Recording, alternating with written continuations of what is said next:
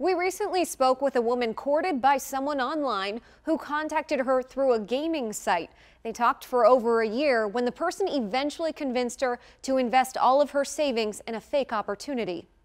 There's no shortage of dating sites appealing to different interests, age groups, even professions.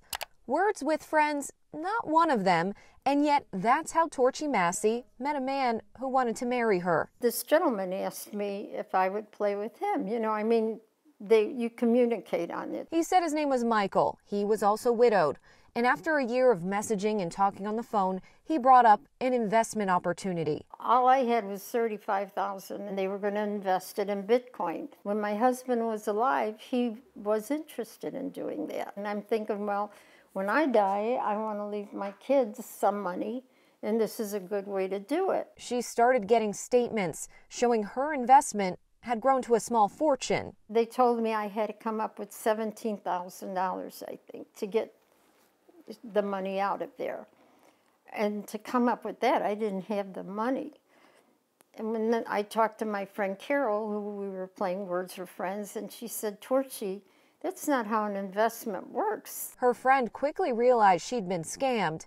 Torchy is still reluctant. He said, it's real, Torchy. He kept telling me that. No, it's real.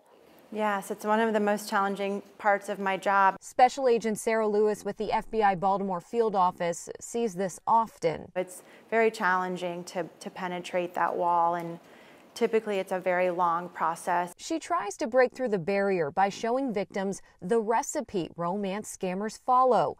Presentation may change, but the ingredients stay the same. The person always claims to be overseas, and that's one of the reasons why they can't meet you. The scammer will usually try to get the victims off of the dating site as fast as possible. Usually their profile will really mirror what yours says. And then, when you start communicating with them, it's very hot and heavy right off the bat. They're emailing you, calling you, texting you constantly. There's a term for it called love bombing. This is why she says it's important to research admirers' stories, Google their name, details they've shared, see if their photo is linked to other profiles.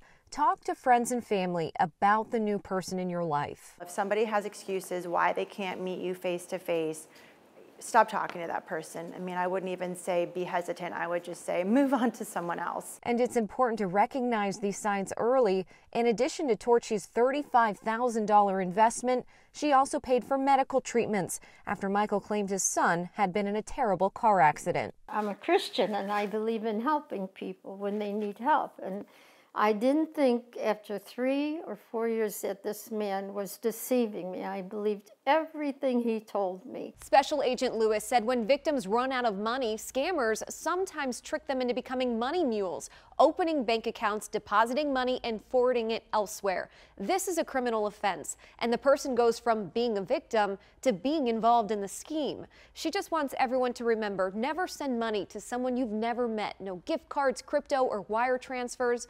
And to have more conversations about these scams to prevent your loved ones from experiencing this heartache that can be financially and emotionally devastating. I hope you enjoyed that Matter for Mallory. To watch more Matter for Mallory stories, click the box in the corner and be sure to tap that circle and subscribe to WMAR 2 News for quick access to great content posted every day.